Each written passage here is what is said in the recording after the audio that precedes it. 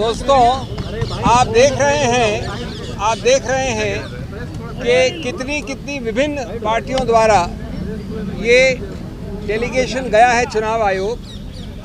करीब सभी विपक्ष की पार्टियां यहाँ पर हैं।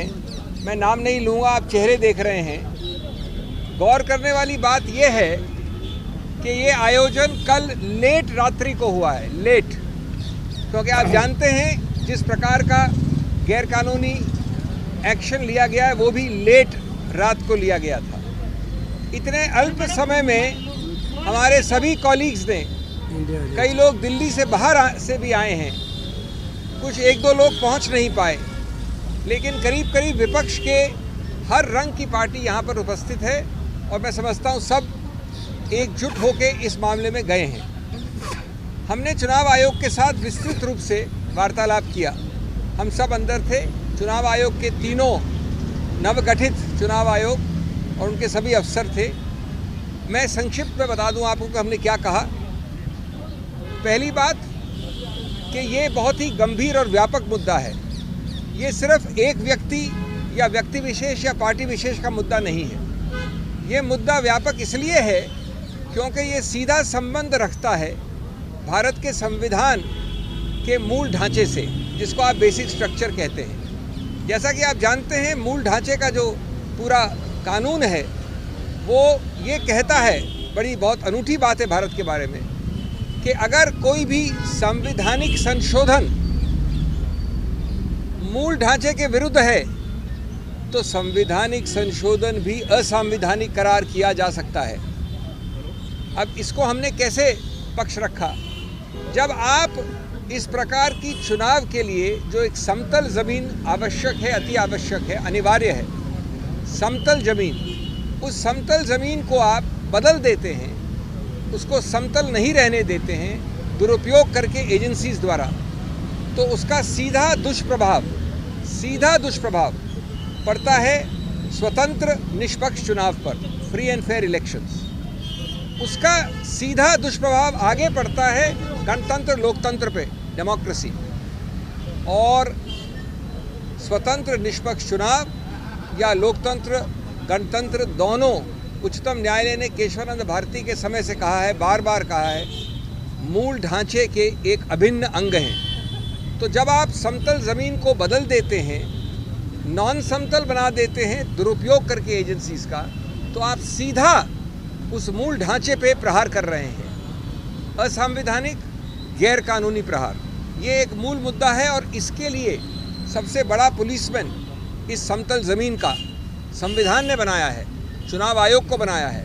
सिर्फ कोई स्टैट्यूटरी गठित संस्था नहीं है, ये संवैधानिक संस्था है। तो हमने उनको उनके उत्तरदायित्व की याद दिलाई और कहा कि आप बेझिझक होकर इस मामले में हस्तक्षेप करें। दूसरा पहलू हमने बड़ा रोचक रखा उनके सामने। हमने उदाहरण तो दिए, अभी मैं 2-3 दूंगा। स्वतंत्र भारत के 75 वर्ष के इतिहास में कई सरकारें आई हैं। उसका रंग ये भी हो सकता है, ये भी हो सकता है, ये भी हो सकता है। इसी सत्तारूढ़ पार्टी की सरकारें पहले आई हैं, लेकिन 75 वर्ष में कभी भी चुनाव के बिल्कुल शुरू में, चुनाव के आसपास एजेंसीज का दुरुपयोग ऐसे कभी नहीं हुआ। 75 वर्ष में पहली बार एक पदासीन मुख्यमंत्री को कल रात को गिरफ्तार किया गया है, पहली बार। कुछ हफ्तों पहले एक मुख्यमंत्री को मजबूर करके हटा के उसको गिरफ्तार किया गया। विपक्ष की बहुत बड़ी पार्टी, 125 साल से ज़्यादा पुरानी पार्टी कांग्रेस के 94, 95, 96 के अकाउंट्स के विषय में 150 करोड़ से ज़्यादा फ्रीज हुआ है। हमारे माननीय कांग्रेस अध्यक्ष, पूर्व कांग्रेस अध्यक्षा, सब ने अभी आपके समक्ष 2 दिन पहले इस पर प्रेस कॉन्फ्रेंस भी की है। अभी हमको बता रहे हैं हमारे मित्र लेफ्ट के, येचुरी जी यहाँ खड़े मेरे साथ, उनको भी वैसे ही नोटिस आए हैं। तीसरा पहलू, हमने एक सूची दी 11 और हाल के रीसेंट उदाहरण। पुराने उदाहरण तो सैकड़ों हैं, वो 11 के 11 एनसीपी से लेकर, टीएमसी से लेकर, कांग्रेस से लेकर विपक्ष के हर पार्टी पे है जहां पर एजेंसीज का दुरुपयोग हुआ है, गिरफ्तारी हुई है। लेकिन एक भी उदाहरण नहीं है सत्तारूढ़ पार्टी का। ये कौन सी जादुई पुड़िया खाई है सत्तारूढ़ पार्टी ने कि हर अच्छाई वहाँ है, हर बुराई यहाँ है, या सिर्फ बुराई दिखती यहाँ पर है? अगर बुराई वहाँ है तो दिखती नहीं है। वॉशिंग मशीन का तो उदाहरण आपने बहुत सुन लिया है, लेकिन ये समतल ज़मीन की मूल ढांचे को प्रहार करता है। हमने 11 लिखित और उसके अलावा 14 उदाहरण दिए हैं अभी अभी चुनाव आयोग को। तीसरा पक्ष ये है कि अगर कुछ गलती भी हुई है तो आपने कहीं ये नहीं दिखाया कि अभी इसी वक्त एजेंसीज की रेड आवश्यक है, अभी इसी वक्त इनकी गिरफ्तारी आवश्यक है। अरे भाई, अगर कोई नोटिस या कोई कार्रवाई 2023 से चल रही है तो आप 2 महीने और नहीं रुक सकते? आपको जो कार्रवाई करनी है आप करिए, लेकिन ये क्या कि आप चुनाव के पहले वोट पड़ने से पहले ही चुनाव जीत जाना चाहते हैं। आप पहला वोट पड़ा नहीं, उसके पहले ही जीत जाना चाहते हैं आप, कानूनी तरीके से नहीं, गणतांत्रिक तरीके से नहीं। तो ये मामले जिसको कहते हैं आवश्यकता या ज़रूरत अरेस्ट की, वो किसने दिखाया है? मेरे पास अधिकार क्षेत्र है तो मैं अरेस्ट कर लूँ। चौथा, हमने बताया कि आपके जो कई सारे सर्कुलर हैं चुनाव आयोग के, उसमें भी ये वंचित है। हमारे कॉलीग्स ने ये मांग की कि अगर चुनाव आयोग डीजीपी बदल सकता है, होम सेक्रेटरी बदल सकता है, किसी को बदल सकता है, तो ये एजेंसीज किस प्रकार की कोई एक विशेष एग्जेम्पशन एंजॉय करती हैं? इन एजेंसीज पे नियंत्रण क्यों नहीं करता चुनाव आयोग? इन एजेंसीज के नियुक्तियां कम से कम इन 4 महीने के लिए क्यों नहीं होती चुनाव आयोग द्वारा? ये भी पुलिस एजेंसीज हैं एक प्रकार से, ये भी सत्तारूढ़ पार्टी के उपयोग या दुरुपयोग के लिए हैं।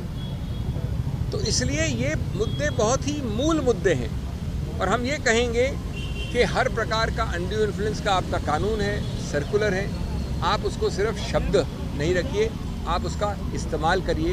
नहीं तो ये चुनाव आयोग एक सिर्फ एक सजाने के लिए कोई संस्था नहीं होनी चाहिए। ये हमारा पुलिसमैन है गणतंत्र के लिए। बाकी कई मुद्दे हमारे इसमें हैं, आपको मिलेंगे सब। मैं बहुत संक्षिप्त में अंग्रेजी में बोलूँ अपनी अनुमति के साथ। I will be very brief because you know the gist of it. For our friends from the English media, just 1 minute, just half a minute.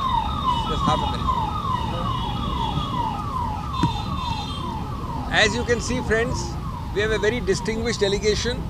Across the board, almost every political party in the opposition is represented here. I must tell you, I'm not taking names, but this delegation was activated late last night. Not last night, late last night. Some of them got the information after 11, 12, 1 o'clock. Many have made the effort to fly here. One of them is Mr. O'Brien. They were not in Delhi. 1 or 2 could not come, but they have given their full support. Yeah. Every possible political color is represented from the opposition here at short notice.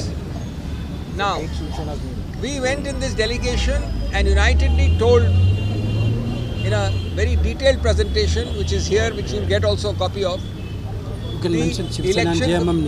JMM and Shiv Sena could not send their reps at short notice. All the others are here. They have specifically assured us of unconditional, unstinted support, unqualified support. Now, in the Election Commission, we pointed out that this is not a normal complaint. It is not a complaint about X, Y, or Z. It is a larger issue of affecting, impairing, and undermining, sabotaging the basic structure of the Indian Constitution. We pointed out that a level playing field is the heart and soul of free and fair elections. And free and fair elections are the heart and soul of democracy itself. And democracy has been held repeatedly by the Supreme Court to be part of basic structure. So the moment you skew, you render the level playing field into a non-level playing field, then what do? You are actually affecting democracy and therefore the basic structure itself.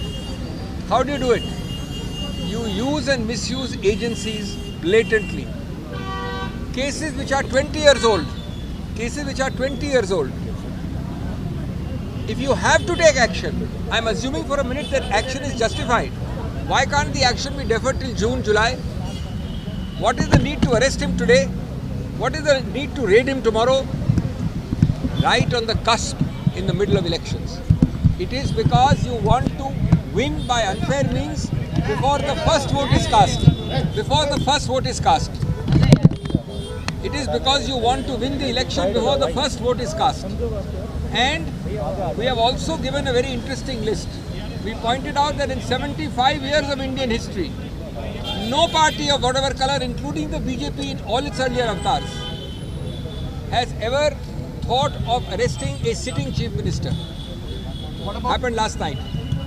Never before has it been that the other chief minister who had forced to demit office a few days before that was also arrested from Jharkhand. Never before we have given a list of recent, I repeat recent only, 11 other examples. Every party of this political spectrum standing here has been harassed, raided and arrested. Why? All the virtues are in this pocket, all the vices are this side? Or are you blind like Nelson, who chose to look only one way? He looked only this side, he saw what he wanted to see. He never saw the vices of this side. Not a single person of the ruling party is affected. How is that a level playing field? We asked this question of the mega policeman and custodian of our democracy, the Election Commission. We told them that you have constitutional powers. If you can appoint DGPs, if you can appoint heads of police, you can change Home Secretary, you've done it just now, 1 week ago. Then why can't you control the appointments to the ED, the CBI and the IT during at least the period which is known as commonly the hot period or the MCC period? There is absolutely no exemption. They are also statutory agencies, they are also executive agencies. The EC should not hesitate, we are making it very clear. We have also cited circulars of the EC, we have cited the Representation of People's Act, undue influence, you cannot allow to be used. You cannot allow agencies to act in a neutral, non-neutral, non-discriminatory fashion, and so on and so forth. I will not take more time. I will only end by saying, that when you look at our 14 examples which are very recent, Thank you, sir. I told the Election Commission respectfully that you all remember the James Bond film. The James Bond film says, when it happens the first time, it is happenstance, that is chance. When it happens the second time, you can call it coincidence. When it happens the third time, it is enemy action. Recent 14 examples. I think this country must introspect, the EC must take immediate action so that words are not words but have concrete actions built into them. Thank you so much. Okay, thank you.